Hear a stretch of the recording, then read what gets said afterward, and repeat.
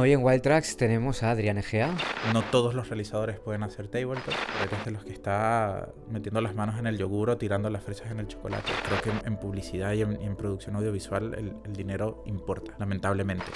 El momento del set de luces, cámara, acción es mi momento favorito. Bueno, hoy en Wild Tracks tenemos a Adrián Egea. Bienvenido. Gracias, Yago. Adrián, un realizador de tabletop. ¿Se definiría así, un realizador de tabletop? ¿Cuál sería tu definición correcta? Sí, bueno, no sé, yo creo que es como una subespecialización dentro de la parte de publicidad, ¿no? Porque al final no es que porque hagamos producto no podemos hacer otras cosas. Ujú. Lo que pasa es que agarramos como esta rama, ¿no? Un poco más técnica de la producción. Pero sí, pudiera decirse que estamos especializados en tabletop. Para la gente que no lo sepa, ¿qué es esto de tabletop? Bueno, hace muchos años el tabletop era todo lo que se podía rodar encima de una mesa, ¿no? Básicamente, producto pequeño. Hoy en día es más una técnica basada en el desarrollo de I+D, efectos especiales, la mezcla de distintas técnicas que al final te llevan a trabajar el producto y a cuidarlo de una manera distinta a como lo haría si estuviese en un rodaje convencional. Ujú. Y la verdad es que Tabletop a mí me flipa, siempre me ha gustado mucho por la cantidad de elementos que tiene, ¿no? Que al final, como tú bien decías, también rodáis live action, que pues tienes que tener control sobre los actores y demás, pero toda la parte de producto tiene unos elementos añadidos muy técnicos que tienes que saber, casi casi ser un ingeniero, ¿no? O sea, tiene muchas piezas muy técnicas. Sí, a diferencia de, no sé, yo creo que de la parte más convencional, eh, que es como mucho más creativo, esto tiene una parte muy técnica. Y Ahí. es lo que nosotros siempre decimos, ¿no? O sea, no todos los realizadores pueden hacer tabletop. Si fuiste a una escuela de cine y te formaste o vienes del audiovisual, normalmente puedes dirigir medianamente bien a un actor. Pero la parte técnica, pues requiere eso de tiempo y de experiencia y de muchas horas de estudio, de trabajar con gente de efectos especiales. Pues tiene ahí su qué, ¿no? El irse por esta rama. Ya. Em, Aquí sí, yo creo que la experiencia y los kilómetros, ¿no? En la espalda son un valor muy importante porque realmente cada rodaje tienes que como casi casi desarrollar de manera única una técnica o una solución para dar ese resultado, ¿no? Sí, bueno, es lo que le decimos nosotros a los clientes y a las agencias, que al final, cuando cierras una creatividad, cada plano es una historia, porque detrás de cada plano hay muchas horas de desarrollo de efectos, de ensayos, errores, de probar. Evidentemente cada cosa tiene su complejidad, ¿no? Y luego de estar ya un tiempo en esto, ya hay planos que son como los que llevas en la mochila, que ya los tienes ahí, casi que tienes el efecto en la estantería. Y luego hay otras creatividades que te hacen pensar mucho, que tienes que Mm. estar muchas horas desarrollando, probando, ensuciándote, y eso hace que sea súper divertido rodarlo. Ujú.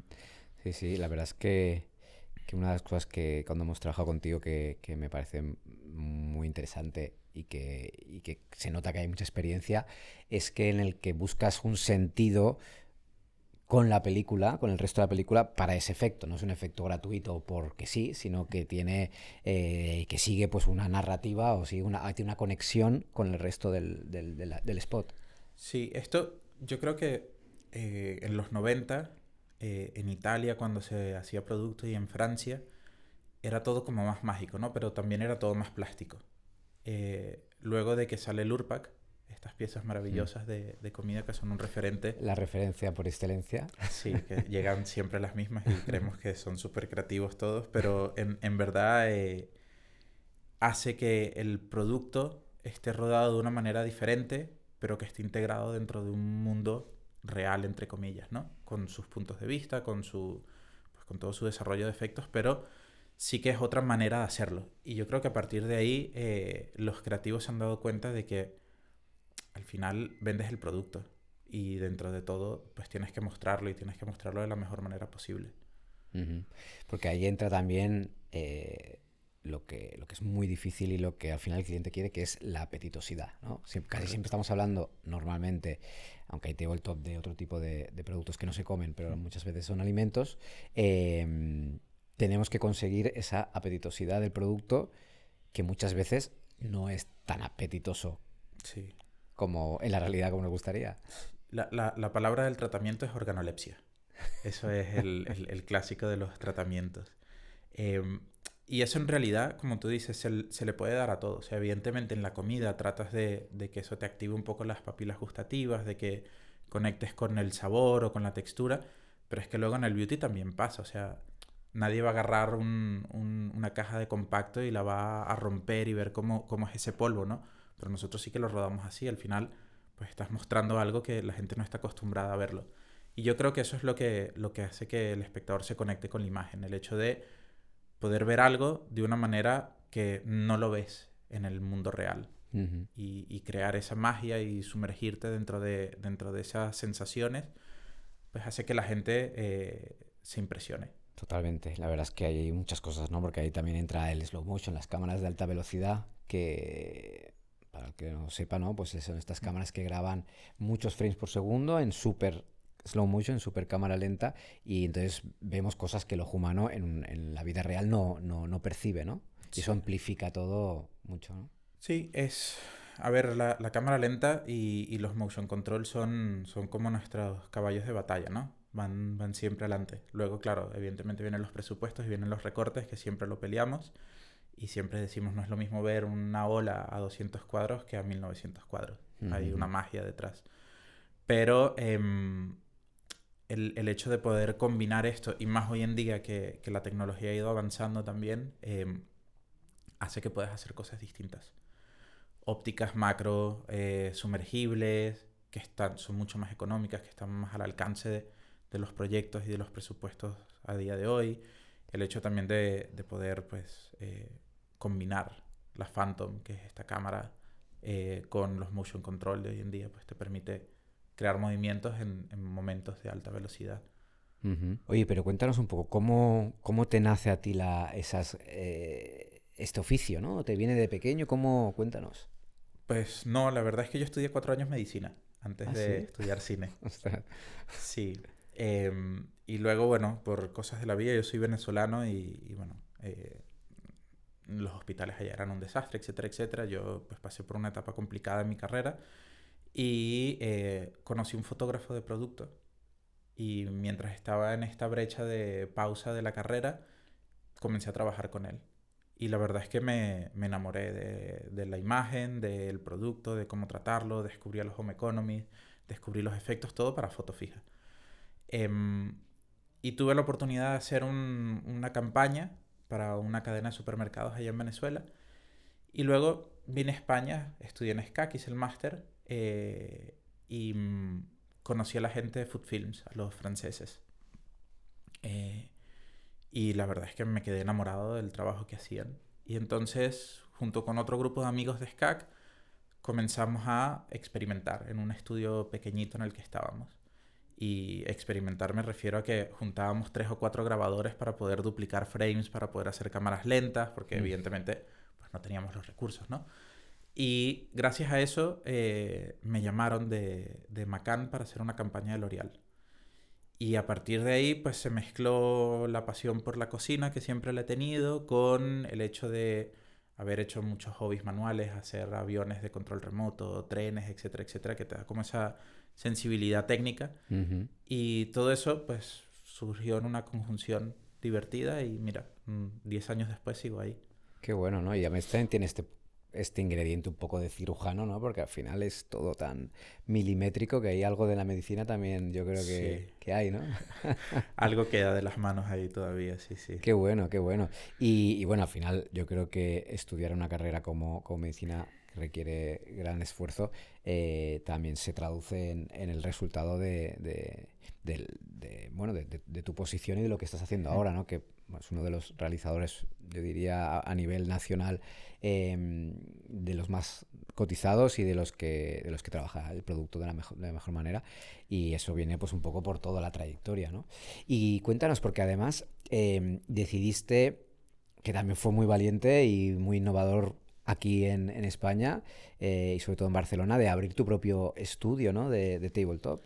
Sí, fue un proyecto justamente con este grupo de amigos que venimos de SCAC, que cuando surge pues este proyecto de L'Oreal, realmente no teníamos cómo facturarlo. Y entonces dijimos, bueno, vamos a hacer una compañía para poder facturar a Macan porque no aceptaban que un autónomo facturara el Ujú, proyecto, ¿no? Y bueno, abrimos esta marca que se dedica a hacer tabletop, que luego fue mutando en una especie de... Aquí le dicen productora, a nosotros nos gusta decirle estudio, porque la verdad es que a nivel europeo, pues los estudios de tabletop realmente son un complemento de las productoras, ¿no? Eh, y durante 5 años yo estuve trabajando en exclusiva para ese proyecto porque creo que estaba en una zona de confort que me permitía pues experimentar, probar, ujú. desarrollarme, y cuando me sentí lo suficientemente confiado como para salir del cascarón fue que comencé a llamar a otras productoras, porque creo que es delicado también, una tarea o una técnica delicada que hay que desarrollarle y dedicarle tiempo. Y un poco fue así, el cómo nace este estudio y luego, bueno, ya tocaba la hora de pasar el testigo y ahora pues soy un alma libre. Siempre colaborando con la gente de Finés, pero también con otras casas productoras como ustedes. Ujú. Sí, sí, como realizador freelance. Para la gente que quiera una persona que quiere seguir un camino parecido al tuyo, ¿cuál serían los consejos que tú le darías a alguien que quiere especializarse en este tipo de realización? Primero que tienen que estudiar la parte técnica. Es importante conocer de materiales, pues un poco qué cosas necesitas, ¿no? Porque a veces, y lamentablemente, sobre todo en este oficio, en el tabletop, pues es caro. La realidad es que para una producción, tener las herramientas necesarias para hacer bien un plano implica recursos. Entonces, estar ahí, buscar un estudio, hacer pasantías, trabajar de la mano con algún director, pasar por el departamento de efectos especiales es súper importante Ujú. porque te ayuda a entender realmente qué pedir y cómo pedirlo y luego resolver marrones en los rodajes. Porque muchas veces no somos de los directores que está sentado en la silla alta viendo el monitor, eres de los que está metiendo las manos en el yogur o tirando Mm. las fresas en el chocolate y te tienes que ensuciar. Y luego te tiene que gustar mucho. Te tiene que gustar mucho estar en un estudio, pasar horas, dedicarte y sobre todo eso, acostumbrarte a las luces fuertes. Exacto, porque esa es otra, o sea, la cantidad de caña de luz que tenéis que poner ahí. Entiendo, bueno, para los que no lo sepan, que toda esa potencia tan bestial de luz es por la velocidad de cámara, ¿no? Sí, a más cuadros, más luz, es como, bueno, es una necesidad, ¿no? Ujú, Y luego, bueno, ahora la tecnología hoy en día ha ido pues mejorando en este sentido. Ya tenemos las luces LED, ya no sudamos tanto en los estudios, pasamos del tuxteno a los H, de los H a los LED. Y esto también ayuda a que puedas montar un rodaje de tabletop en una localización, cosa que antes era prácticamente impensable, ¿no? Tenías que ujú, llenar un plató con aparatos gigantes, súper pesados, súper calientes. Hoy en día no. Hoy en día pues puedes ujú. llevarte un motion control pequeño, tipo un Cinebot Max, que es nuevo en el mercado, pues la Phantom y unas luces LED y puedes Ujú. hacer una buena unidad de producto. Sí, sí. Cuéntanos, Adrián, ¿cómo atacas un proyecto? O sea, cuando te llega un briefing, ¿no? Y lógicamente, pues hay una parte importante de producto. ¿Cuál es ese momento personal, ¿no? Que tú dices, bueno, lo voy a atacar o sea, ¿tienes una técnica, un proceso? A ver, depende mucho de en qué posición estés, ¿no? Porque los realizadores de tabletop a veces estamos en una posición complicada porque mm, dependemos también de la visión de un director que hace el live action. Ujú, o a veces haces toda la campaña. Evidentemente la segunda opción es mucho más sencilla porque la parte del desarrollo creativo es tuyo. Eh, en el primer caso, cuando tienes que ir de la mano con un director, lo primero que tienes que explicarle es que no eres competencia de él, sino que eres un complemento y una ayuda. Y a veces lo entienden, a veces no. Ujú. Em, y luego, pues mucho peloteo de ideas, tener un banco de referencias súper grande al alcance para poder explicarle, porque una persona que no está acostumbrada a decirle, no, vamos a hacer una ola de cerveza donde luego vas a ver la espuma y la cámara se va a meter haciendo un giro de ciento Ya. ochenta grados, es como, no lo ven, ¿no? Entonces, bueno, tienes que referenciarlo mucho.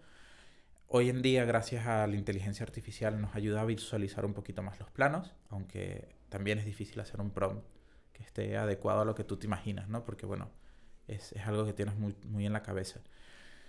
Y también es verdad que depende mucho también de la productora con la que estés. Hay productoras que se suelen arriesgar un poco más, productoras que te piden ir al story que hizo la agencia y luego al equipo creativo que tengas detrás. Si te permite proponer o si ya es una creatividad que está cerrada y, bueno, básicamente tienes que decirles cómo rodarla y rodarla, pero no tienes mucho más espacio para trabajar.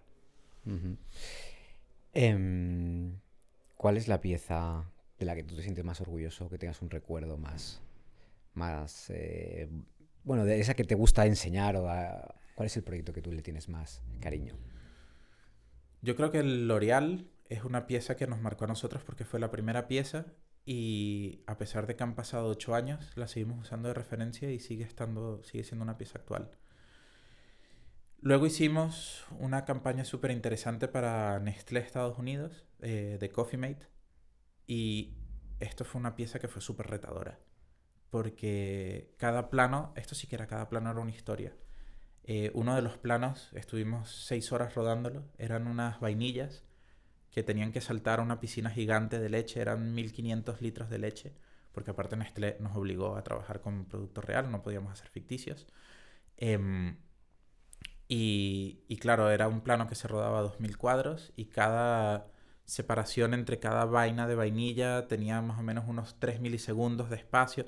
Bueno, fue súper complejo hacerlo y el desarrollo del mecanismo fueron 2 semanas de desarrollo para un plano, más todo lo demás que llevó. Entonces yo creo que a partir de ahí aprendí muchísimo a nunca infravalorar la preproducción en lo que hacemos, que es súper importante y luego también al manejo del set, porque llega un punto en nuestro trabajo que uno se convierte más en el psicólogo del cliente y del producer que en realizador, porque la gente se desespera, ¿no? Cuando estás haciendo un plano y te quedas un poco encallado, Ya.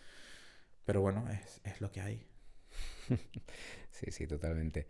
Em, eh, Me comentabas bueno, que ese proyecto fue muy retador, ¿no? Y que al final en los proyectos así más retadores, pues es donde al final cuando consigues sacarlo te queda como ese recuerdo potente, ¿no? De que ahí se consiguió algo bonito y se consiguió algo difícil. Sí, de hecho, a raíz de ese proyecto hicimos un Macallan también, que fue bueno, decidimos hacer unas maquetas gigantes con todo en movimiento y hicimos 900 piezas de madera cortadas todas en láser, todas con mecanismo, todo sincronizado, que también fue como el proyecto gigante, ¿no? del Nescafé. A pesar que era otra marca y era otra creatividad, pero todo lo que trajimos de bagaje de ese proyecto nos permitió luego poder proponerle a la agencia hacer algo así. Y fue interesante y fue curioso porque fue un proyecto que gustó mucho y estas cosas que yo no entiendo de la publicidad, luego de que estaba el proyecto, hacíamos la segunda parte en principio, llamaron a otro realizador y otro equipo de producción para hacer exactamente lo mismo que habíamos hecho nosotros. Mm. Pero bueno, uno se queda con las experiencias positivas. Sí. Sí, si ahora que hablas de esto, la publicidad, o al menos como la vivimos nosotros en este país, tiene poco de fiel, ¿no? Sí. ¿Qué opinas de este mercado un poco, llamémosle, no sé si agresivo o voraz, ¿no? Sí, yo creo que hay mucho de infidelidad, porque por lo menos a mí me sucede bastante que venden un proyecto, venden un concepto de una primera parte de una campaña y entonces te aprietan a muerte. Y no te preocupes que nosotros vamos contigo y aquí estamos y tal. Y de repente no te llaman más. Y lo ves que lo está rodando otra productora con otro realizador y dices, pero ¿y, y dónde quedó el compromiso, no? Y es una pena porque en otros países sí que hay una continuidad con los realizadores, sobre todo porque al final conoces el producto, conoces el cliente, conoces lo que les gusta.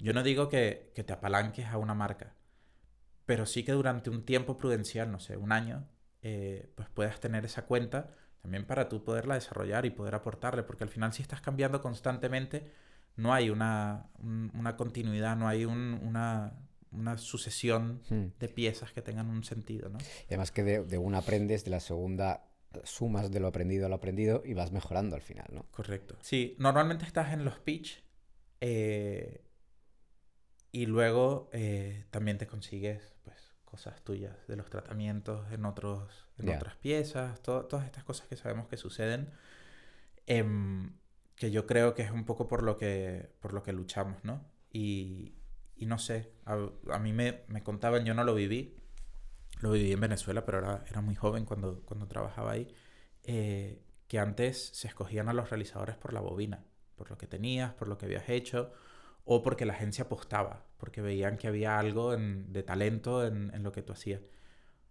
Hoy yo creo que es más por el dinero y por el diseño de producción que realmente por el realizador.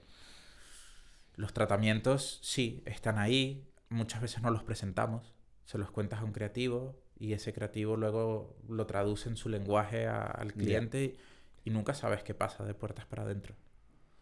Ya, eso pasa, es verdad. Sí, sí. Em, Antes has hablado de inteligencia artificial. Em, ¿Crees que la apetitosidad de un alimento solo se consigue rodando lo real?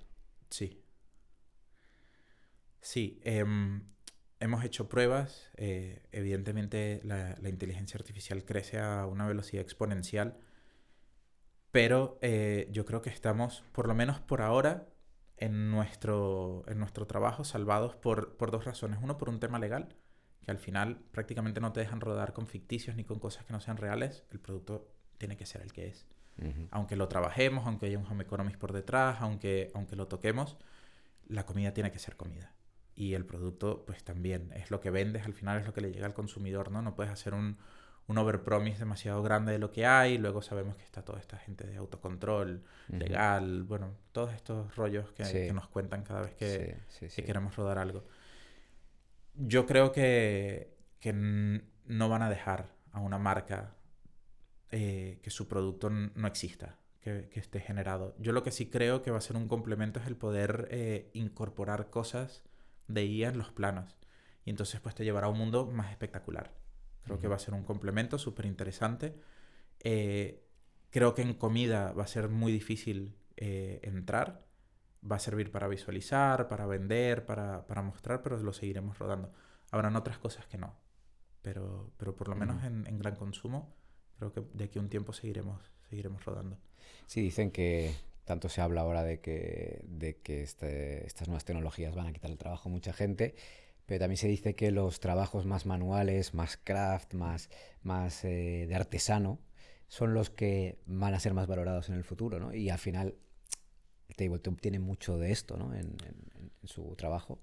Sí, yo creo que hay dos buenas noticias. Uno, que cobraremos más, porque al final es como todo, ¿no? Ahora vas a un zapatero que hace zapatos y Pagas lo que sea pagas lo y que te sea. pones a la cola tiempo que necesites. Exacto. Y luego que los que sigamos por este camino, pues tendremos todo ese know-how que no lo va a tener la gente y se irá perdiendo también, te digo. Aquí hay muy buenos técnicos que se han ido retirando y es una lástima que no hayan hecho traspaso de testigos, sobre todo en la parte de efectos. Hmm. Eh, y yo creo que al final ese conocimiento es importante. Yo siempre quise o me parecía interesante el hecho de poder traer trabajo a España como se hizo en Italia o en Francia y como están haciendo ahora en Holanda y en Alemania, ¿no? Que se han vuelto como puntos neurálgicos para trabajar el producto, el tabletop, que ya les digo, o sea, no tiene que ser, puede ser el interior de un coche o productos de beauty o perfumería. Y España tiene una calidad de técnicos espectacular. Y creo que hay que traer más trabajo y eso también es un trabajo de las agencias y de los creativos. Lo te iba a decir, ¿por qué España no es la meca del tabletop europeo, siendo tan competitivos en costes? Creo que es, y me cuesta decirlo, pero es porque las creatividades que nos llegan a los realizadores son muy tradicionales. Creo que a nivel de producto, ojo, Ujú. estamos muy acostumbrados a, a- a vivir la vida desde el punto de vista de Nike, que todo es ahí, está todo mezclado. No hay un espacio para el producto. Y bueno, y es parte del discurso que nosotros decimos siempre, ¿no? O sea, al final, pues vendes la hamburguesa, vendes la pizza, vendes el jugo o Lo la que fruta, sea. el yogur, pero, pero no hay un espacio dentro de las creatividades. Tú ves los storyboards y sí, ves una chica que come el yogur, que es el tasty, ves ese momento de abrir un pack, pero realmente no te sumerges en el mundo del producto, cosa que sí hacen las agencias de fuera. Y yo creo que eso hace que los técnicos no terminen de desarrollarse y hay muy poco especialista en este área. Ujú. Y hablando de esto, ¿cuáles son tus referentes o a quién tú lo tienes, bueno, a quién tienes tú como referente? Bueno, yo creo que de la mezcla viene un poco la magia, ¿no? O sea, hay un super realizador de tabletop que es la referencia mundial, que es Ronald Cotzier. Él tiene una manera de trabajar que le ha funcionado súper bien, es un super realizador, trabaja normalmente para Australia, Asia, tiene, bueno, en Italia también tiene su estética, ¿no? Y luego, pues, hay gente como Food Films, hay, hay mucha gente haciendo productos fuera. Eh, pero yo creo que hay que mezclar técnicas, porque es gente que ya está avanzada en su carrera y tienen como un look. Y yo creo que ahora viene la generación donde tenemos que empezar a mezclar, ¿no? Y agarrar un poco de lo bueno que tienen y Ujú. dejar un poco atrás la parte más plástica y más inorgánica. Porque es como decías, ¿no? Ha habido como modas, ¿no? Del tabletop. ¿En qué moda está funcionando ahora? Ahora empieza la mezcla. Sí, Ujú, ahora empieza el Lurpak 2.0, ujú. que es esta tendencia a realmente tener un director que controle producto en set y lo que te piden es que todo esté integrado. Esta es la siguiente palabra de tratamientos, ¿no? La organolepsia integrada a la acción.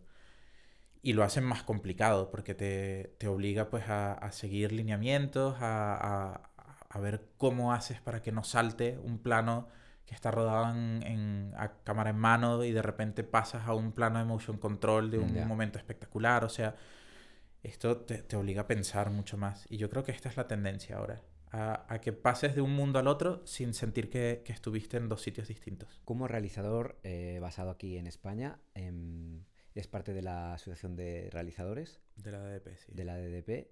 ¿Qué tal qué tal formar parte de esta asociación? Que podáis vosotros como realizadores pues tener una fuerza única para luchar por vuestros derechos. ¿Cómo ves este trabajo que se está haciendo? Bueno, yo creo que es súper importante el trabajo que está haciendo la DDP, ¿no?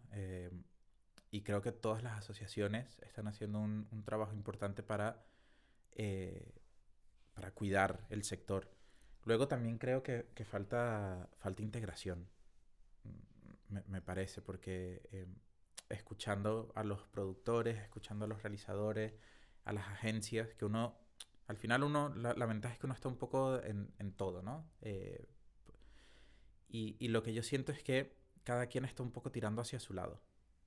En el momento en el que se pongan firmes las asociaciones, que siendo parte de la asociación de productoras trabajes con realizadores que están dentro de la DDP, anunciantes y agencias y esté todo el mundo en este conglomerado, creo que ahí sí habrá un peso interesante.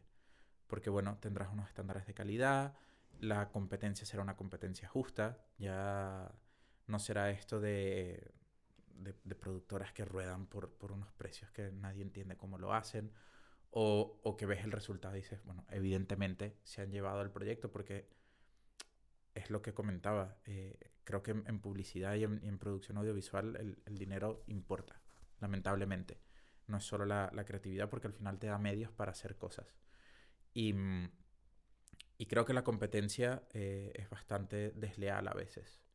Y juegan mucho con los precios, con las tarifas, bueno, tienen un poco eso. Y en el momento que nos pongamos todos de acuerdo, creo que habrá un estándar y un estándar de calidad, y entonces habrán anunciantes para todos los tipos de proyectos. La unión hace la fuerza, ¿no? En principio, sí, ya veremos. ¿Qué es lo que más detestas de esta industria? Yo no creo que hay... o sea, a mí me gusta mucho rodar. Me encanta el momento del set de luces, cámara, acción. Es mi momento favorito. Eh, Luego, la pre creo que es muy dura y muy desagradecida. Ese momento de te llamo para un pitch y de repente te consigues que hay 5 o 6 realizadores, cosa que no debería pasar pero que sigue pasando. El hecho de entregar tratamientos y que nunca te contesten. No sé, hay cosas todavía que me parecen injustas, ¿no?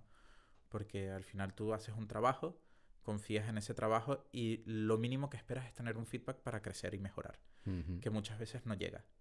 Y cuando lo pides, pareciera que estuvieses como persiguiendo a la gente. Y es todo lo contrario, lo que quieres es imposible ganar todos los proyectos. Primero que no sería justo porque o serías demasiado bueno eh, o, o, o habría algo por detrás raro, ¿no? Pero sí que queremos, o por lo menos en mi caso me gustaría que me dijeran, oye, nos ha gustado esto, pero esto no nos ha gustado, porque eso al final, lo que no funciona es lo que te hace crecer. Totalmente de acuerdo, sí, sí. Esto es una lucha que también tenemos nosotros a veces y como dices, cuando pides eso, a veces es como incómodo. Incluso te dicen como, bueno, oye, no tengo tiempo. Sí, Estoy hablando con el que ha ganado. Tú ya no me importas nada, ¿no? tal cual. Y eso, bueno, yo creo que es parte de la manera de trabajar tan rápida, ¿no? Que las agencias pues se ven en esas situaciones y que a veces pues no creo que haya mala fe personal, pero es como Mm, dices tú, hay detalles que se pierden, que al final son detalles, sí. que no te van a hacer ni más rico ni más pobre, pero simplemente pues se agradece mucho y hacen también que cuando alguien se siente cómodo con cómo le han tratado, eh, parece una tontería, pero hace que la siguiente vez o que el siguiente tratamiento, contacto, propuesta, lo que sea, tú vas a ponerle más ilusión. Y en ese ponerle más ilusión, quizás vas a llegar a una propuesta más interesante que al final es beneficio para todos. Totalmente. Sí, es difícil que lo entiendan, porque también, bueno, yo creo que es una cascada, ¿no? Viene desde el anunciante que tiene prisa, que de repente surge una necesidad, la agencia pues tiene que correr y luego pues estamos todos nosotros por debajo que Hmm. mientras más va bajando el río, peor es el agua. Buena expresión.